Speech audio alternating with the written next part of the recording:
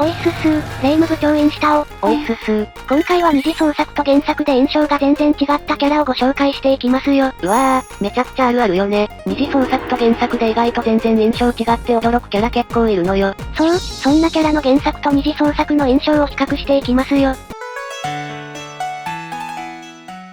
まずは印象全然違ったと感じるド定番キャラである、アリス・マーガトロイドについて紹介しましょう。あるあるあるある。まず二次創作のアリスの印象としては、友達のいない嫉妬深いキャラ、薬に手を出すほど豆腐メンタルなキャラ、レイムやマリサあたりに対してツンデレなキャラ、家庭的で素敵なお姉さんなキャラ、過保護な母親新規に反発する反抗期の娘キャラ、マリサが大好きな変態オアヤンデレなキャラ、といったようなたくさんの設定があるんですよ。二次創作者によって非常に多様なキャラ設定が付けられているよね。特にマリサが大好きな変態オアヤンデレなキャラはパチュリーともども原作設定と誤解されやすいところです。しかし、原作アリスは陰キャでもメンヘラでも全くない。むしろメンタル強の、超陽キャなんですよ。メンタルに関しては、旧作の頃から非常に好戦的。療養無で久々にレイムと会った時は、ちょっとせっかく、旧友と出会ったというのに、手土産はあんたの命だけかいと言っていて、やはり伊達に妖怪しているだけありかなり恐ろしい言葉も使います。まあもちろん幻想郷ならではのジョークではありますが、二次創作では、基本おしとやかだから、好戦的なことはないし、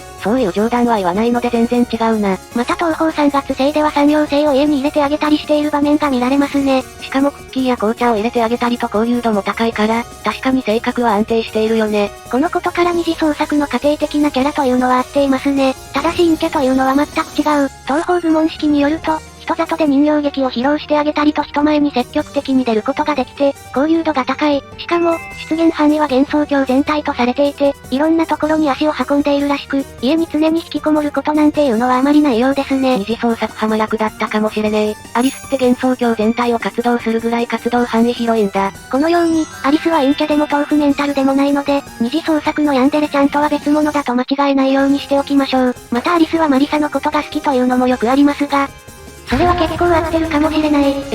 合ってるの？でもヨーヨームのテキストでは不仲的なことが書かれているじゃん。しかし全くそんなことはない。東方スズナーンではマリサがアリスとレイムを家に誘っている挿絵があったり、寝込んでて動けないはずのアリスの部屋に入って看病をしていました。つまり合鍵を渡している説があるってことか。確かに家に遊びに行ったり来たりするところや合鍵説から見ると可能性はゼロではないね。ということはですよ。原作でもどちらかにキノコが生えている可能性がある。越冬人の定番を持ってくるな。続いて二次創作と原作で印象が全然違ったキャラは、ミスティこと、ミスティアローレライです。確かにミスティは原作と二次創作で印象が全く違ったぜ。ミスティというと、料理、歌、バンド、と多芸なキャラクターですよ。そんなミスティの二次創作での扱いも多芸。オカミスティ自らの屋台にて、オカミ姿で働くミスティアの虹絵がよく見られますが、公式ではこんな格好はしていません。本当だ、売っている時も大体いつもの格好だ。でも確かにやたらと和服が似合うキャラですよ。次に二次創作での定番は食べられる。映画賞の西洋寺ゆゆ子のセリフでミスティが食べられたようなセリフが聞けることから食べられるネタが増えたのよね。西洋寺ゆゆ子をはじめ、幾多のキャラから食欲の目線を向けられることでも有名。これはさっきも言ったように原作由来だから大体合ってるね。セリフちょっと待ってをはじめ、カップリングを組めば基本的には受け側と、二重見えの意味で食われキャラです。三つ目にバカルテットの一員、ルーミア、リグル、チルノ、ミスティからなるメンバーのことだな。鳥頭で、綾の新聞が読めない部門式より設定から公式バカの一人としてメンバーに加わっています。なのでルーミア、リグル、チルノと共に書かれることが多いですね。これに関しては実は公式でも使われていて、3月生では同じバカルテットのリグルやルーミアと一緒に肝試しに参加していました。へえ、公式でも仲が良かったんだ。二次創作ではこんな感じで大体可愛い系かオカミスティから清楚なお姉さん系が多いですが、公式では全くの別物。怪異塚では歌を歌って登場するのですが、その歌がおっかなすぎる。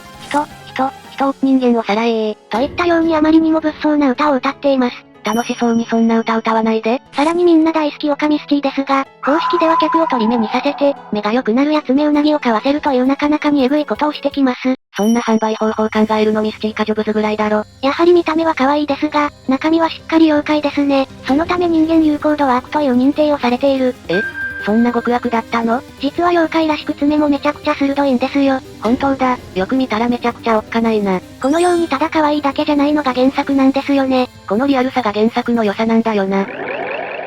続いて紹介する二次創作と原作で全然違うキャラは、前回のお嬢様、ひなない天使です。これはもう私と同じように驚愕を受けた人が多いと思うよ。二次創作での天使の性格は天真爛漫程度ではないでしょうか？まあ元気な少女って感じが鉄板だよ。鉄板ってそういうことじゃないですよ。清楚感ある見た目から、二次創作では清楚な天使もあったりすることも。しかし、原作ではそんな性優しいものではなく、とんでもないわがままお嬢様。その性格ゆえに悲壮点では異変につながった。働く必要も悩む必要もなく、毎日が歌って踊って酒を飲む展開での生活は、逆に言えばそれくらいしかすることがなく、元人間であった天使には退屈極まりないものだったのです。そんな折日常の異変と異変の解決を行う霊夢のことを知り、自分も異変を起こせば、霊夢が乗り込んできて退屈をしのげるのではないかと考え、天界の宝悲壮の剣を持ち出して異変を起こしました。まさかの退治されるために異変を起こしたってことかよ。そう、まずは自身で白霊神社を破壊するという前代未聞の暴挙をしでかしました。神社そのものに攻撃を仕掛けたのは歴代ラスボスの中でも天使が初です。やらかしてるな。続いて悲壮の剣で天候異変を起こし、嫌でも霊夢たち解決やが動かざるを得ない状況を作り出した。その中にわざとヒントをばらまき、真実を突き止めた者に退治されたいという、ド M 行為を犯しました。二次創作のド M はここから来たのね。戦闘を望まない解決屋に対しては、幻想郷そのものを人質にし、自分を満足させなければ、大地震を起こして壊滅させる、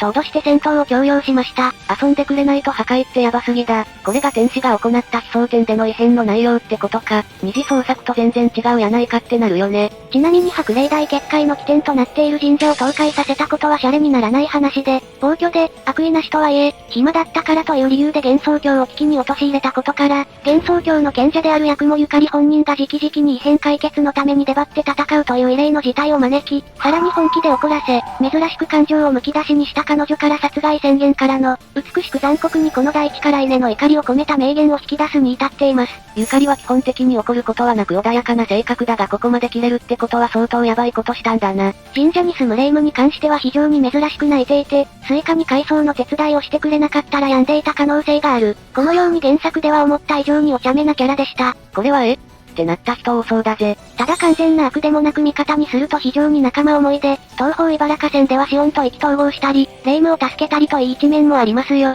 その辺のギャップの良さが天使の魅力だよな。ちなみにですが、ぺったんいじり派公式でもやられています。最後にその情報はいらんでしょ。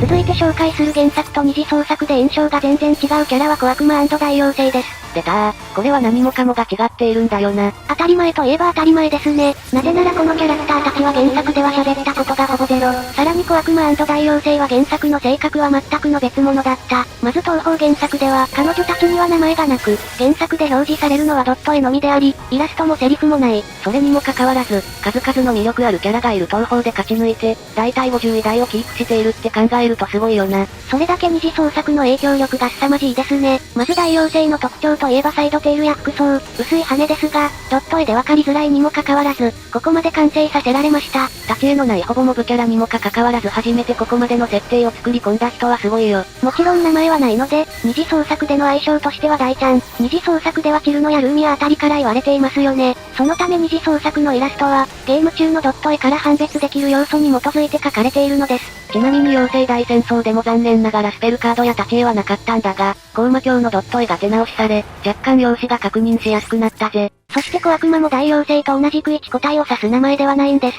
単に力の弱い悪魔を指す言葉で、ズンさんが言うには悪魔より小さいから小悪魔とのこと。大妖精とは対となる存在になっているな。高魔官の名もなき住人で、赤い髪型が特徴。名前がないので、ファンからはコアと言われることが多いぞ。基本的にたくさんいる雑魚キャラの一人で、会話もなければ立ち絵もないんだぜ。ちなみに書籍東方3月生にて、図書館で給仕をしている小悪魔らしきキャラが書かれていました。ただ、漫画作品のキャラデザインは絵師さんに任せているのでほぼ二次創作の類ですね。そして二次創作では図書館の司書や、パチュリーの身の回りを世話をしていたりしているのが定番。それでこの子たちの原作での性格設定なんてあったの？これは後々判明されました。判明した場所は2020年に販売された人妖名鑑という設定とイラスト両方わかる書籍のズン氏のコメントから、この二人の性格設定はかなり最近判明したんだ。そう、そして公式では、二人ともいたずら好きで後先を考えない性格となっていたのです。リアルで二次創作とは全くの別物だった。特に大妖精といえば、二次創作ではチルノのお姉さん役として書かれることが多いからかなり異なってますね。おバカなチルノとは対照的なしっかり者であることが多く、無鉄砲なチルノに振り回されたりするというのが定番だよな。しかし原作ではなんといたずら好きで後先を考えない性格という、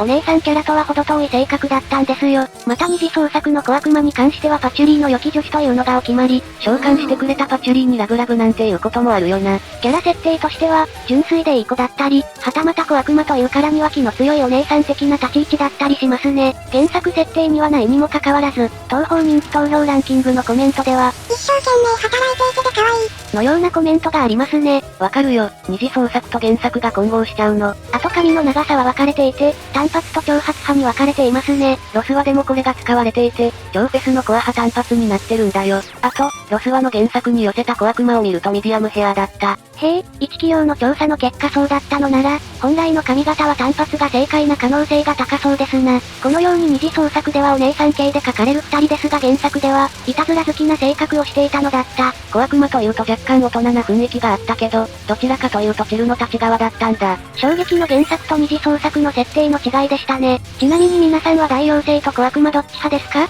よければコメントで教えてくださいね。続いて二次創作と原作で印象が全然違うキャラは四季英樹山田信様です。四季様ってそんな大きく違うイメージないけどな。どっちもガチガチの説教真面目閻魔様って感じだよ。原作では実は、そうではない。実は原作の四季様は、普通にサボることもあるんですよ。あの小町にサボるのを叱るというのが定番の四季様が？意外ですよね。四季様って言ったら暇さえあればガチガチに説教しに行くみたいなイメージですが、普通の一般人のようにサボることもあるんですよ。カエイ塚の霊夢エンディングでは逆に小町から四季様もサボってるというのが聞けるんですよ。サボって白霊神社の宴会に来るって、意外すぎる。なので原作ではもっとフランクな人、あともう一つあって二次創作ではやたらとロリで書かれますが、原作では結構背が高い。そうなの？四季様って言ったらロリエンマなイメージがあるぜ。これは体格に対して大きな腹寸棒を着用しているように見えることと、東方キャラでも指折りの高身長キャラである小町との対比からだと思われます。しかし図絵ではそこまで背が低いわけではないんですよ。また平坂誠氏の意向により身長比が正しいことが分かっている東方3月生でも、頭身が低く書かれてはいない。同じ場所には霊夢がいたが、真横に並んでいる駒がなく高低差もあったため単純な比較は難しいものの、霊夢が英気を見下ろしている描写は一つもなく、英気が霊夢を見上げている描写もない。それどころか、霊夢が英気を見上げているように見える描写があります。霊夢は同年代に比べて背が高い方なので、四季様は結構背が高いのではと思われますよ。マジか、そんなにも背が高いのかよ。それを知ると四季様の見方が変わってくるわ。ただし一つだけ二次創作も原作も完璧に同じ要素があった。胸が控えめということ。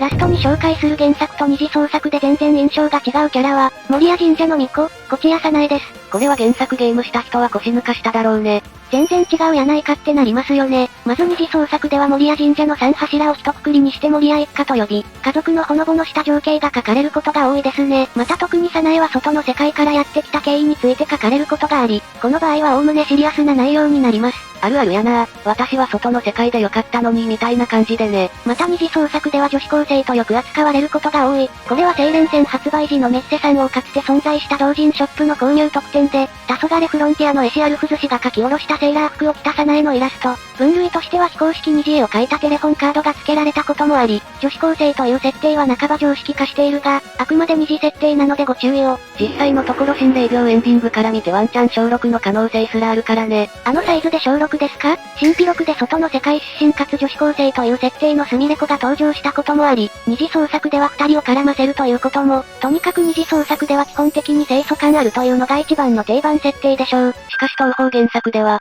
究極の戦闘狂だった。まず青連戦でさなえと小笠が出会うのですが、驚いてくれないとひもじいからというと。さなえ、難儀ですね。でもまあ、私も楽しさがようやく分かってきたところで、驚きは特に、小笠、楽しささなえ、妖怪を退治することの楽しさを。といったように青連戦から妖怪退治に目覚めてしまった。本当だ、目覚めちゃってるじゃん。そういえば意外とさなえって毒舌なんだよな。そこからは誰も止めることはできず、なんと地獄の女神に対して、この変な T シャツ野郎に至っています。地獄の女神にえげつねえ煽りをかましちゃうところ、二次創作と全然違うね。また意外と口調も悪くて、最新作の10億円では司の無茶ぶりに対して、バカ言うな、なんじゃそれ。という清楚感ある二次創作の早苗とは真逆のようなセリフを言っています。二次創作ではこんな言葉聞いたことないぜ。多分これは幻想郷にいて身についた口調だとは思いますよ。さらにストーリーが進んでヤクモランと出会った時はかな子様に出会った妖獣は全て倒せ、と言われていたらしく本当にそれを実行。無慈悲にも程がある。さらにその次のステージではむしろ対峙対象の妖獣に会いたそうに、妖獣と言っています。初期の霊夢と変わらんやないか。リアルで今は霊夢より早苗の方が危険人物の可能性は高いですね。このように原作早苗は二次創作と違って戦闘狂かつ、毒舌の持ち主だったので驚いた方は多いでしょう。たまに原作早苗が二次創作と全然違うというコメントを見るしな。結構多いと思うぜ。日常を書かれている漫画版では二次創作みたいに清楚ではありますがね。でもこれがいい。清楚に見せかけて意外とド S な早苗さん。罵倒されてみたいです。ちょっと何言ってるのかわからないです。それにしても二次創作と原作とでかなり変わっているキャラが多いんだな。それだけ東宝がオープンスタンスで人気が高い作品だということがわかりますね。原作はリアルな危うさの表現があり、そこが魅力的なのでぜひこの機会に我がスクールに入学していってくださいね。視聴者さんが驚いた原作キャラがいれば教えてくれよな。また歴代原作の人妻キャラについても解説しているのでぜひこちらも見ていってくださいね。それではここまでご視聴ありがとうございました。